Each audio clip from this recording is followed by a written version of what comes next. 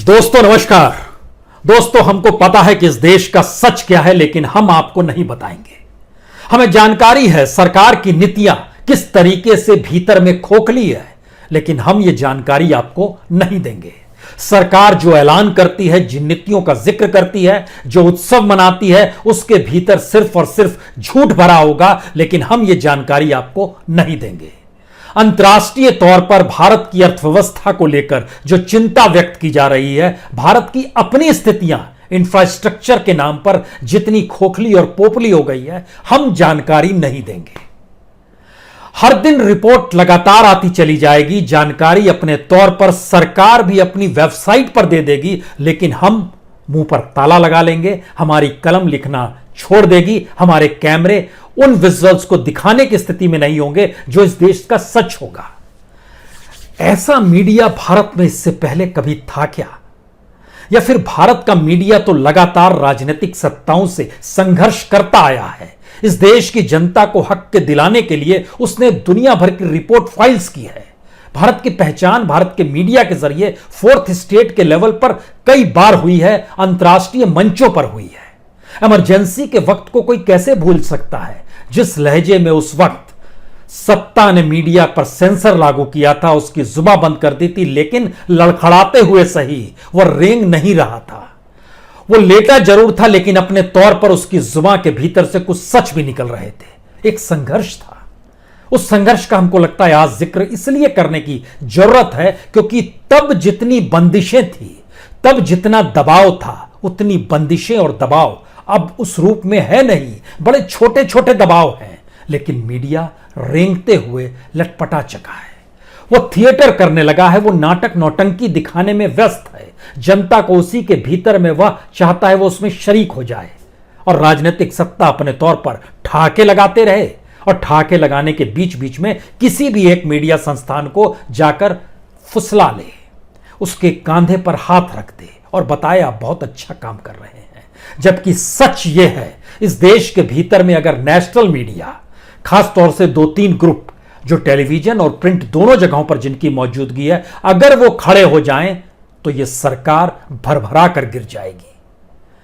हम इस पर आए उससे पहले हमें लगता है कि आज जानने की कोशिश कीजिए कि जब आपने आज टेलीविजन खोला, जब आपने अखबार के पन्नों को टटोला, तो क्या आपको इसकी जानकारी मिली कि प्रधानमंत्री आज मध्य प्रदेश में जितने घरों को बांट रहे हैं, उतने घर मध्य प्रदेश में बने ही नहीं हैं प्रधानमंत्री आवास योजना के तहत।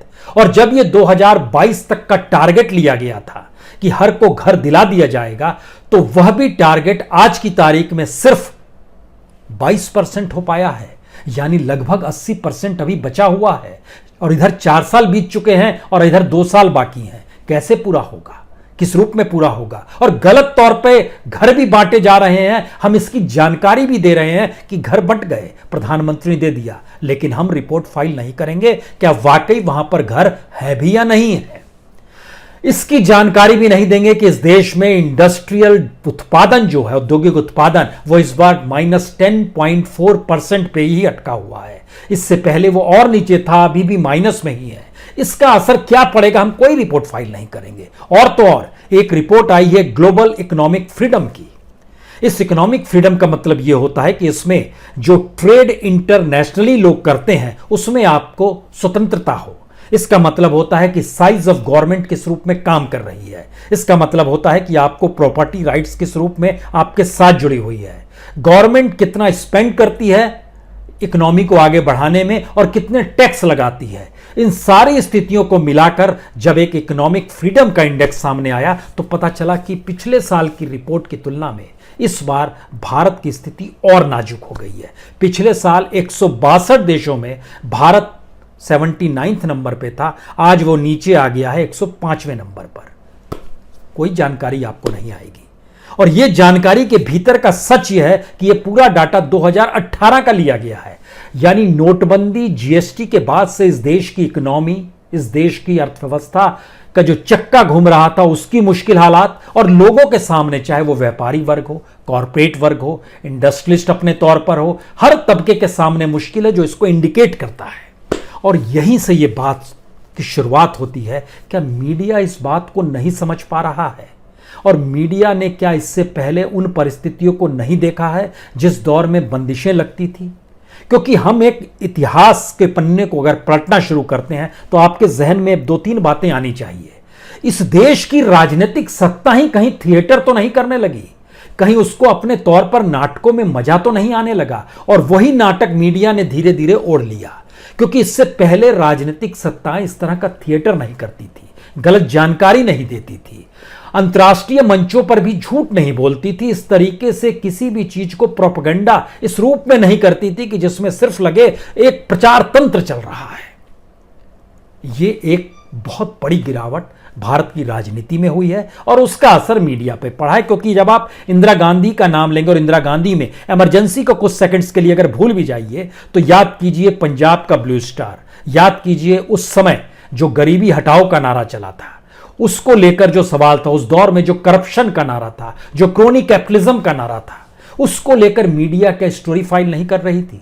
और इमरजेंसी लगने से पहले कुलदीप नैयर से आर्टिकल लिखवाया था रामनाथ गोयनका ने, जो कि जनवरी में इंडियन एक्सप्रेस में छापा था। इस बात का अंदेशा था कि इस देश में इमरजेंसी लग सकती है। और इंदिरा गांधी क्या इंडियन एक्सप्रेस को पूरी तरीके से नेस्तनाबूद करने के लिए नहीं बढ़ गई थी? स्थिति तो इतनी नाजुक हो गई थी और जिस तरीके से पूरे इंडियन एक्सप्रेस की बोली तक लगा दी गई थी कि 6 करोड़ में सब कुछ दे देंगे, या तो कांग्रेस को दे दो या फिर हमारे लोगों को दे दो, यह स्थिति भी आई थी। और तो और इंडियन एक्सप्रेस के बोर्ड में उस समय ए के एंटोनी और कमलनाथ तक को एडिटोरियल बोर्ड में रख दिया गया था, कौन नहीं जानता है। यानी दबाव की सीमा इनकम टैक्स को लेकर हो, चाहे उसके संपत्ति को लेकर हो, हर तरीके से मौजूदा वक्त में जो सवाल उठते हैं ना कि ईडी दरवाजे पर आ जाएगा, सीबीआई दरवाजे पर आ जाएगा और इस तरीके से परेशान करेगा, क्या मौजूदा वक्त के मीडिया हाउस खड़े नहीं हो सकते हैं? जाहिर है सरकार दबाव बनाएगी, एडवर्टाइजर्स हट जाएंगे, लेकिन कमाया तो देश के मौजूदा वक्त में 3 बड़े ग्रुप है। एक टाइम्स ग्रुप है जिसका न्यूज चैनल भी है और अखबार भी फैला हुआ है, एक इंडिया टुडे ग्रुप है जिसका टीवी भी है, हिंदी इंग्लिश दोनों में है, और उसकी मैगजीन भी है, आनंद बाजार पत्रिका भी है, टेलीग्राफ अखबार भी है, उसके न्यूज चैनल्स भी हैं। और हमें लगता है कि इन अखबारों ने और इन मीडिया हाउसेस ने सिर्फ विज्ञापन के जरिए हर साल 100 करोड़ से ज्यादा कमाया है, लेकिन सही मायने में पूछिएगा तो यह 100 करोड़ नहीं है, बल्कि 300 करोड़ से लेकर 700 करोड़ तक की इनकी कमाई एक बार बरस हुई है।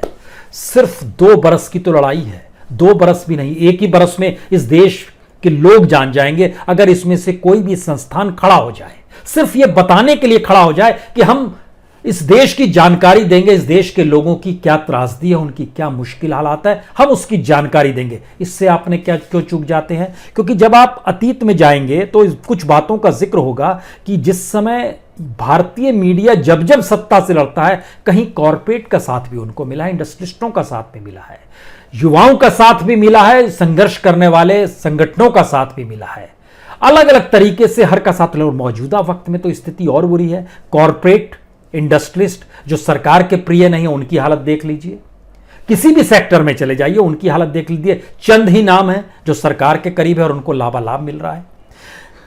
जितने ट्रेडर्स हैं उनकी क्या हालत हुई है जीएसटी के बाद? क्या वो मदद नहीं करेंगे अगर कोई मीडिया हाउस खड़ा होता है तो? क्या प्रोफेशनल्स मदद नहीं करेंगे? क्या स्टूडेंट्स मदद नहीं करेंगे? इस देश का किसान ही मजदूर साथ में खड़ा हो जाएगा। लेकिन जब उनकी बातों को आप टेलीविजन स्क्रीन और अखबार के पन्नों में जगह देंगे तब ना। हरियाणा में लाठी चल जाती है लेकिन कोई स्पेस नहीं देता है। लेकिन अगर उनको स्पेस मिलता और उनके आंदोलन में एक ताकत मीडिया की 4th स्टेट के तौर पर होती, तो क्या वो किसान मजदूर अपने तौर पर उस मीडिया हाउस को जिंदा रखने के लिए, संघर्ष करने के लिए सामने नहीं आता? और यही इतिहास हमको लगता है आपको पलटना होगा 2 तरीके से। पहला, जरा समझने की कोशिश कीजिए इंदिरा गांधी का दौर, राजीव गांधी के दौर में जो उस समय की टेक्नोलॉजी का जिक्र था, जो कंप्यूटर्स आ रहे थे, करप्शन हुआ था, बफोर्स हुआ था, मीडिया की एक बड़ी भूमिका थी उसमें। पीवी नरसिम्हा राव बिल्कुल इकोनॉमिक रिफॉर्म लेकर आए थे। उस समय मीडिया ने कैसी स्टोरी फाइल की थी, और उसके पैरेलल में झारखंड मुक्ति मोर्चा जो कांड हुआ था, घूसखोरी कांड, जिसके जरिए पीवी नरसिम्हा राव प्रधानमंत्री की कुर्सी पर बने रह गए, उसकी रिपोर्टिंग भी हुई थी। सीबीआई ने उन्हें दोषी ठहराया था, अदालत के जरिए दोषी सुप्रीम कोर्ट ने दोषी ठहराया। यह कौन भूल सकता? रिपोर्टिंग तो हो रही थी, काम तो हो रहा था। वाजपेयी जी के गवर्नमेंट में याद आइएगा तो फिर वहां भी ट्रैक 2 इकोनॉमिक रिफॉर्म लिया, स्वदेशी को धराशायी किया, आरएसएस से पंगा लिया गया, धारा 370, राम मंदिर, कॉमन सिविल कोड ठंडे बस्ते में डाला गया, क्या क्या हुआ इसको रिपोर्टिंग तो लगातार हो रही थी। मनमोहन सिंह के दौर में तो 2G और कोयला घोटाला तो ठीक है, लेकिन न्यूक्लियर डील और जो विश्व मंदी आई थी उसको लेकर क्या रिपोर्टिंग नहीं हो रही थी। लेकिन फिर ऐसा क्या है कि मौजूदा वक्त में जब नरेंद्र मोदी प्रधानमंत्री बनते हैं तो सुप्रीम कोर्ट में 4 चीफ जस्टिस निकल कर आए, लेकिन रिपोर्टिंग की उम्र सिर्फ 1 दिन की थी। टेलीविजन पे रेंगते हुए दृश्य जो थे सिर्फ चंद घंटों के लिए थे। पहली बार सुप्रीम कोर्ट के भीतर से आवाज थी। जनवरी 2018 में डेमोक्रेसी इन डेंजर, उसको स्पेस नहीं मिला। सीबीआई के ऊपर जिस तरीके से डंडा चला आलोक वर्मा और धीरे अस्थाना के बीच में टकराव के मद्देनजर सीवीसी बीच में कूदा, क्या कुछ हुआ, कितने वक्त की जगह मिली, 1 दिन, न्यूज चैनलों में कुछ घंटे के लिए। ऐसी हजारों घटनाएं हैं इस दौर में जब चीजें धराशायी हुई है। और तो और मीडिया को जो परेशान किया गया उसमें भी मीडिया जागृत नहीं हुआ, उसने भी अपना पल्ला झाड़ना शुरू किया। यानी यह स्थिति कैसे आती है, तो हमको लगता है कि यह जानकारी के लिए आपको बार बार अतीत में लौटना होगा, जिस समय भारत का मीडिया संघर्ष करता था। और संघर्ष ऐसा वैसा नहीं था, और उनमें साथ भी मिल रहा था सबका। हम लोग एक सवाल उठाते हैं लगातार कि विपक्ष इस समय है ही नहीं, कांग्रेस की पॉलिटिक्स है ही नहीं, विपक्ष के तौर पर लेफ्ट खत्म हो चला है, और दूसरी जो पॉलिटिकल पार्टीज है वो सब काली कोठरी में इस तरीके से है कि उनके दरवाजे पर सीबीआई और ईडी ना पहुंचे, इसीलिए सब दंडवत है सरकार के सामने में। तो फिर मीडिया की भूमिका भी तो कुछ होनी ही चाहिए। वो राजनीतिक तौर पर भी चीजों को जागृत करेगी और अपने आप को भी एक पॉलिटिकल पार्टी के तौर पर भी चीजों को क्रिएट कर सकती है। किसने इनकार किया है? लेकिन ये ताकत और ये हिम्मत कहां से आएगी? हमारे नेशनल ग्रुप्स जो हैं वो धराशायी हैं, जबकि देखिए बहुत चीजें मुश्किल नहीं है इस देश के भीतर में। इतने बुरे हालात हैं कि जनता खुद ब खुद उस मीडिया से जुड़ती चली जाएगी। लेकिन आप अगर उस लड़ाई में फंसे हुए हैं जिस लड़ाई का कोई मतलब नहीं है, तो इसका मतलब सिर्फ टीआरपी और पैसा नहीं है, इसका मतलब वो दिवालियापन भी है जो मौजूदा वक्त में संपादकों के भीतर आ चुका है। वह उस संघर्ष को डेवलप करके उस विजन को साथ रखने की तैयार नहीं है, जिसमें अगर आप इस देश से जुड़ी हुई हकीकत को स्क्रीन पर लेकर आएंगे तो जनता उसे देखेगी। यह प्रयोग कोई मतलब नया नहीं है, इसको प्रयोग के तौर पर हमने इसको तमाम संस्थानों में जिया है, और टीआरपी भी आती थी और उसको लोग लोकप्रिय तौर पर देख पे दी थे। हां, सरकार की आंख में लाल पानी जरूर भर जाता था, वो गुस्से में रहती थी, रिपोर्ट भेजती थी, ये आपके ऊपर है। लेकिन मीडिया सरकार के साथ खड़ा हो जाएगा तो डेमोक्रेसी तो ध्वस्त हो गई। या फिर जनता वहां पर क्या करेगी, जिस जनता को एक हथियार चाहिए मीडिया के तौर पर अपने लिए। इसीलिए जब आप पुराने पन्नों को पलटते हैं, हमें लगता है कि एक जिक्र आपसे करना की जरूरत है। एक किताब हम पढ़ रहे थे, उसमें इस बात का जिक्र था कि 28 जून को, यानी इमरजेंसी लगने के 3 दिन बाद, एक चीज दिमाग में रखिए, 25 जून को जब 1975 में इमरजेंसी लगी तो लाइट ऑफ कर दी गई थी कि कोई अखबार नहीं छपे। 26 को किसी को कोई अखबार नहीं मिला, 27 को किसी को कोई अखबार नहीं मिला, 3 दिन तक लाइट ऑफ हो रही थी। और 28 तारीख को इस देश को एक नया, 28 जून 1975 को एक नया व्यक्ति मिला, जो इंद्र कुमार गुजराल की जगह, जो उस समय मिनिस्टर हुआ करते थे इंफॉर्मेशन ब्रॉडकास्टिंग के, उनकी जगह वहां पर विद्याचरण शुक्ल आ गए। और वो जब आए तो उन्होंने दोपहर में 2 बजे चार्ज संभाला, 4 बजे संपादकों की बैठक बुला ली। उस संपादकों की बैठक में इंडियन एक्सप्रेस की तरफ से मुलगांवकर साहब थे, हिंदुस्तान टाइम्स से जॉर्ज वर्गीस साहब थे, टाइम्स ऑफ इंडिया की तरफ से गिरिलाल जैन थे, स्टेट्समैन की तरफ से सुरेंद्र निहाल सिंह थे, पैट्रियट की तरफ से विश्वनाथ थे। और इस बैठक का हिस्सा सुनिए कि 3 दिन तक जब ऑफ रहा और इन्होंने इस बात की जानकारी दी कि आप ऐसा कुछ नहीं लिखेंगे और सेंसर अब लगा दिया गया है। नेक्स्ट डे अलग अलग तरीके से सबने, ज्यादातर लोगों ने टैगोर की पंक्तियों को छाप दिया था कि टैगोर ये सोचते थे। लेकिन उस बैठक के भीतर का हिस्सा देखिए, 3 दिन तक अखबार नहीं निकला तो जॉर्ज वर्गीस साहब ने सवाल किया था कि बिजली काट क्यों दी गई थी, अखबार नहीं निकल सके। इस पर मंत्री साहब का जवाब था कि हमने बिजली, किसी के सरकार के इशारे पर बिजली नहीं काटी गई, बल्कि हम लोग तैयार कर रहे थे अपने आप को कि सेंसर का प्रबंध कैसा होना चाहिए। तो ऐसे में एक एडिटर ने कहा, इन्हीं 5 में से, कि ऐसी तानाशाही को स्वीकार करना उनके लिए असंभव है। तब मंत्री जी का उत्तर था, हम देखेंगे आपके अखबार के साथ कैसा बर्ताव किया जाए। यानी एक लड़ाई थी और उस लड़ाई के भीतर में एक संघर्ष भी था, और वो लड़ाई अलग अलग तरीके से संपादकों पर मीसा लगाया गया, हर कोई जानता है अपने तौर पर।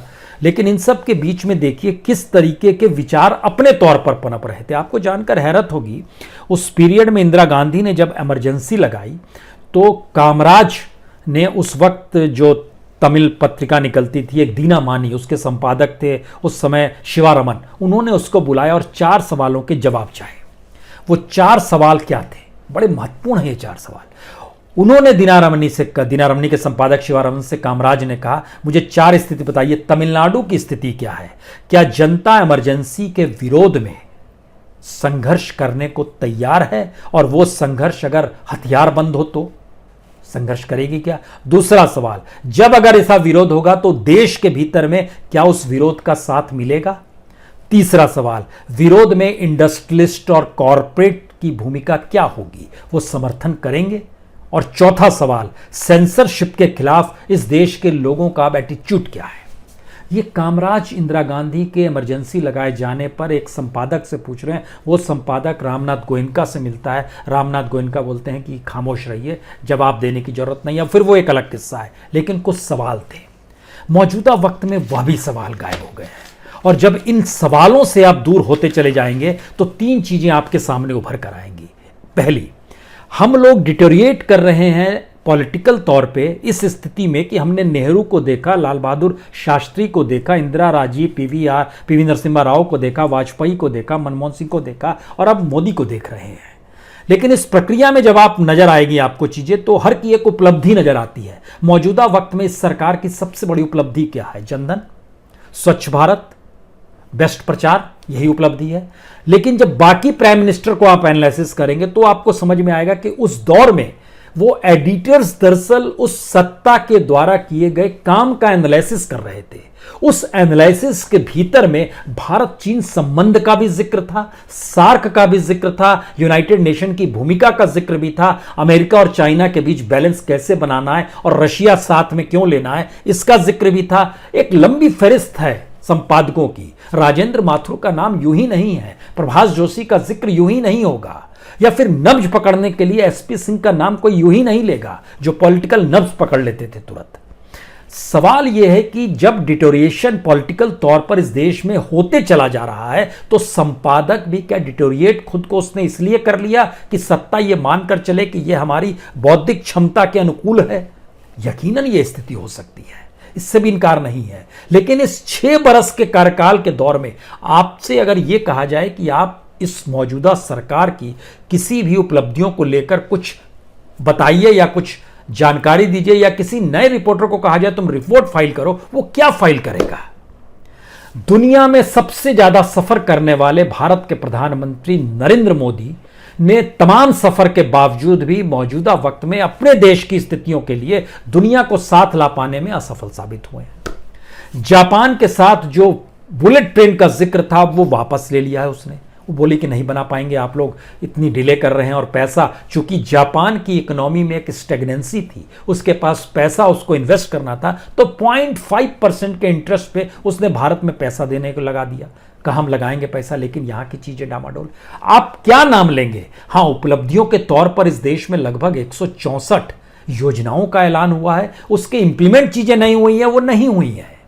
हम जब आपसे इस बात का जिक्र कर रहे थे कि आज ही प्रधानमंत्री ने जो घरों को बांटा है, आपको वाकई जानकर हैरत होगी कि हम लोग टारगेट से, प्रधानमंत्री आवास योजना के टारगेट से, जो शहर और गांव दोनों के हैं, कितने पीछे चल रहे हैं।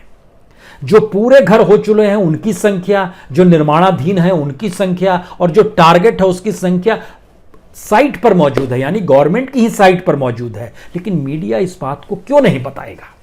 वो क्यों इस बात से घबराता है और क्यों डरता है? क्या होगा? 3 चीजें होंगी। जितने एडवर्टाइजर्स हैं उनको कहा जाएगा आप एडवर्टाइजिंग वापस ले लीजिए, यही होगा पहले राउंड में। दूसरे राउंड में होगा कि ब्लैकआउट करवाने की कोशिश की जाएगी, जैसी एक बार हम लोग के कार्यक्रम में मास्टर स्ट्रोक के समय ब्लैकआउट करवाया गया था, वही कराने के। लेकिन कब तक आप करा पाएंगे? और ये ब्लैकआउट की स्थिति तो पूरे इंडियन एक्सप्रेस की बिल्डिंग में रोशनी गुल कर दी गई थी। और उस वक्त हम जब प्रभाष जोशी से मिले तो प्रभाष जोशी ने कहा बड़ा गर्व महसूस होता है। मोमबत्ती जलाकर एडिटोरियल लिखते हैं और मोमबत्ती की रोशनी में ही रिपोर्ट्स को हम लोग अपने तौर पर जांचते परखते हैं, तो जो प्यून भी पानी देने आता है वह भी गर्व से चौड़ा होकर आता है और कहता है साहब यही वो जगह है जहां से इस सत्ता की कान में तेल डाला जा सकता है, बड़ा गर्व महसूस करता है। यह स्थिति थी। लेकिन धीरे धीरे हुआ क्या, स्थिति डाइल्यूट होती चली गई और जो सरकारें थी वो सरकार, इंदिरा गांधी शायद लास्ट सरकार थी इस देश के भीतर में, क्योंकि उसके बाद की सरकारों ने अपनी से बड़ी सरकारों के लिए ही काम करना शुरू कर दिया। जाहिर है वो कौन थे, वो कॉरपोरेट थे। भारत की इकोनॉमी नीचे जा रही है, सब कुछ डामाडोल है, लेकिन इस देश के भीतर में कॉरपोरेट मित्र जो हैं वो दुनिया के मानचित्र पर सबसे रईस दर रईस होते चले जा रहे हैं। ये कैसे संभव है? लेकिन है। सवाल यह है कि जब ऐसे कदम उठाए जाएंगे जिसमें नेशनल मीडिया जागृत हो जाए तो यह देश अपने आप हाथों हाथ ले लेगा। सत्ता के हाथों हाथ जाने की जरूरत नहीं है। इसीलिए जब हम इस देश के नेशनल मीडिया का जिक्र करते हैं तो उसमें दो तीन चीजें निकल कर आती हैं। कितना खर्च चाहिए? प्रचार प्रसार का मंच जो अलग अलग डीटीएच सेंटर्स के लिए होता है, साल भर का खर्चा वो लगभग 35 करोड़। उसके अलावे जो टेक्नोलॉजी है, जो न्यूज गैदरिंग है, जो एडवर्टाइजिंग के लिए जो पूरा खर्चा पानी होता है, वह भी मैक्सिमम मांग लीजिए तो 50 करोड़। यानी 80 से 100 करोड़ रुपए का खर्चा में कोई भी न्यूज चैनल इस देश में जान फूंक सकता है। इस देश के सच को सामने लाकर इस देश की सरकार जो गलत रास्ते पर है पटरी पर ला सकता है। जनता खुद ब खुद साथ खड़ी हो जाएगी। और यह सवाल बहुत छोटा सवाल है कि यह एक छोटी सी लड़ाई, टीआरपी की लड़ाई लड़ते हैं, जिसके जरिए 2000 करोड़ रुपए की टीआरपी और पैसे और विज्ञापन के जरिए आएगा, उसके जरिए मैक्सिमम कोई कमाता है तो जाहिर इंडिया टुडे ग्रुप को आज तक के जरिए मिलता होगा 500-600 करोड़ रुपए। उसके बाद दूसरे ग्रुप जिसका हमने नाम लिया एपी न्यूज को मान लीजिए मिलता होगा 200-300 करोड़। टाइम्स ग्रुप को जिक्र किया, उसके पास चूंकि हिंदी न्यूज चैनल नहीं है, लेकिन उसका साम्राज्य प्रिंट का तो देश भर में इतना बड़ा है। वो क्या करेगी सरकार? डीएवीपी से विज्ञापन नहीं देगी, सरकारी विज्ञापन का अब भी विज्ञापन दे रही है तो उसका पेमेंट करने के लिए उसके पास पैसा नहीं है। इसकी लड़ाई खुद तमाम मीडिया हाउस लड़ रहे हैं जो खास तौर से प्रिंट से जुड़े हुए हैं। 2 साल से बकाया पैसा पड़ा है, पैसा इनको नहीं मिल पा रहा है, यह भी सच है। फिर क्या दिक्कत है लड़ाई लड़ने की? फिर आप क्यों नहीं खड़े होते? लड़ाई किसी से लड़नी नहीं है। आपके जहन में इस देश के प्रधानमंत्री भी नहीं होने चाहिए। सवाल है इस देश के लोगों को जहन में रखना है और उसके बाद इन चीजों को सवाल के तौर पर उठाना है कि ये क्या हो रहा है और ये इस देश में इंफ्रास्ट्रक्चर क्यों नहीं है, मेडिकल एजुकेशन का इंफ्रास्ट्रक्चर क्यों नहीं है, सारी चीजें बंद क्यों हो गई है जिन चीजों को आपने चालू किया, और इतनी पैसे की कमी हो गई है कि अब आप वेतन दे पाने की स्थिति में नहीं आ पा रहे हैं। और जब आप बाजार से पैसे की उगाही कर रहे हैं तो वो टैक्स और सेल्स टैक्स और रेवेन्यू उसी से जुगाड़ कर पा रहे हैं। ये स्थिति आ गई है, यकीनन ये स्थिति आ गई है, क्योंकि मौजूदा वक्त में industrialist, corporate traders, professionals, students सभी को चाहिए एक मंच जो अपने तौर पर चीजों को खड़ा हो सके। इसीलिए जब आप पुरानी परिस्थिति में लौटते हैं तो पुरानी परिस्थिति में आपको लगेगा कि लेखन था, एक विचार था, साहित्य वर्सेस पत्रकारिता होती थी, लिटरेचर और जर्नलिज्म की एक तुलना होती थी, एक लघु पत्रिकाओं और के दौर था जिसमें वो मेन स्ट्रीम को चुनौती देते थे। अब सोशल मीडिया मान लीजिए चुनौती अपने तौर पर मेन स्ट्रीम मीडिया को दे रहा है। लेकिन जिस भी लहजे में जो क्रिएटिविटी थी वो पूरी क्रिएटिविटी इस मौजूदा दौर में खत्म की जा रही है, खत्म कर दी गई है। इंस्टीट्यूशंस नहीं बचने का मतलब है कि अब आपको किताबों की जरूरत नहीं है। इंस्टीट्यूशंस और कॉन्स्टिट्यूशन के खत्म होने का मतलब है अब आपको शब्दों की जरूरत नहीं है। और अब आपके सामने जो भी सूचना तंत्र अपने तौर पर सामने रखेगा उसी का प्रचार प्रसार भोंपू के तौर पर हर कोई करने लगेगा। जेपी जब खड़े हुए इंदिरा गांधी के खिलाफ तो जेपी के जहन में यह बात थी कि उनकी बातों को प्रचार प्रसार के लिए एक स्पेस चाहिए। रामनाथ गोयनका ने इंडियन एक्सप्रेस को उसी रूप में खड़ा किया। सिर्फ इंडियन एक्सप्रेस खड़ा था, बाकी तो कोई नहीं खड़ा था। हिंदुस्तान टाइम्स धराशायी हो गया था, टाइम्स ऑफ इंडिया रेंगने लगा था। स्टेट्समैन और इंडियन एक्सप्रेस, यानी उधर सीआर ईरानी थे, इधर रामनाथ गोयनका थे जो लड़ाई लड़ रहे थे। क्या दिक्कत है इस लड़ाई में लड़ने में और क्या मुश्किल है एक ऐसी परिस्थिति को खड़ा करने में?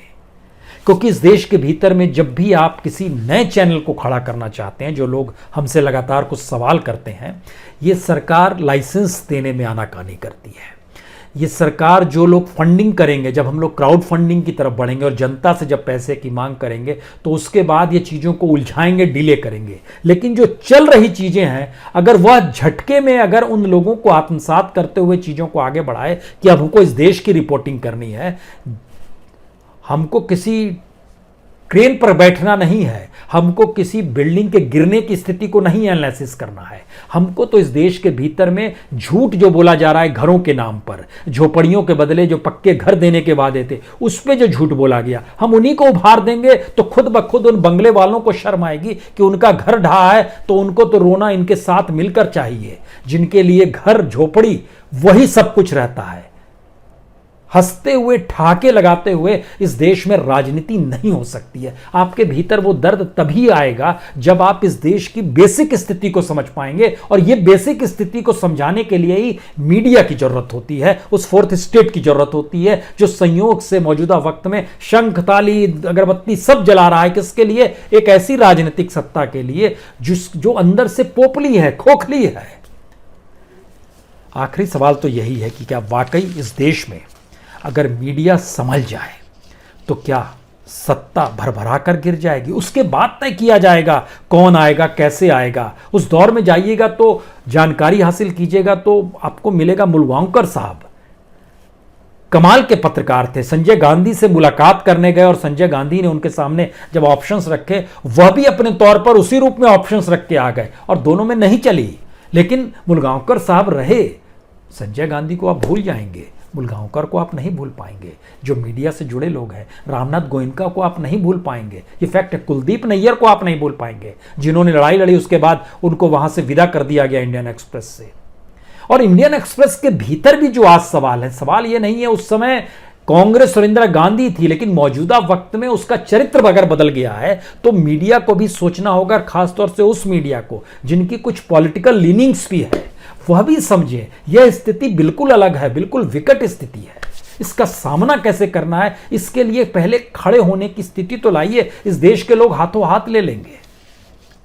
और अगर ऐसी स्थिति नहीं आएगी, और ऐसी स्थिति इस दौर में इसलिए बड़ी हो गई है मीडिया के सामने जब वो नाटक नौटंकी कर रहा है, क्योंकि इस दौर ने, महामारी ने लोगों को घरों में पैक कर दिया।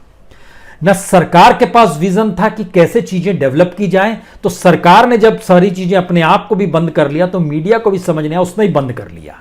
क्या काम कर रहे थे ये लोग? दुनिया भर के लोगों से न्यूज चैनल बैठाकर बातचीत करते थे, अच्छा कोविड के जरिए कैसे लड़ा जाए, क्या होगा, कैसे होगा। जिस समय इस देश के में प्रवासी मजदूर घरों में लौट रहे थे, उनके पांव में छाले पड़े हुए थे, तब भी ये वो अलग अलग विशेषज्ञों से बात कर रहे थे कि अच्छा महामारी का मतलब ये होता है, इसका मतलब ऐसे होता है, ऐसी लड़ाई। क्या मजाक बना रखा था। इस देश से कोई जुड़ाव इस देश की मीडिया का ही नहीं होगा तो फिर राजनीतिक सत्ता का जुड़ाव भी लोगों से नहीं है, लेकिन वह मीडिया जैसे हथियारों के जरिए ही अपने प्रचार प्रसार को आगे बढ़ाती है। क्योंकि इस देश में टेक्नोलॉजी का प्रचार प्रसार हुआ है, पॉलिटिक्स का प्रचार प्रसार नहीं हुआ है, पत्रकारों का प्रचार प्रसार नहीं हुआ है। तो टेक्नोलॉजी के प्रचार प्रसार को संभाले हुए जो तबका है, समझना उसी को है कैसे इस लड़ाई को तीखा बनाया जाए और इस देश के हित के लिए बनाया जाए। XYZ कोई प्राइम मिनिस्टर रहे, आज ये है, कल कोई दूसरा रहेगा, परसों कोई तीसरा रहेगा, लेकिन मीडिया संस्थान की भूमिका को जिंदा रखना है ना, ये एक बड़ा संस्थान है ना, इसकी मौजूदगी का एहसास आपको कराना तो होगा। और तीसरी बार दोहरा रहे हैं इस दौर में, अगर इस देश में कोई नेशनल मीडिया खड़ा हो जाए सिर्फ ये बताने के लिए कि हम जनता की रिपोर्टिंग करेंगे, जनता से जुड़े मुद्दों को उठाएंगे, इस देश को सच को लेकर आपके सामने आएंगे, प्रोपेगेंडा नहीं करेंगे, तो यकीन जानिए इस देश की स्थिति बदल जाएगी।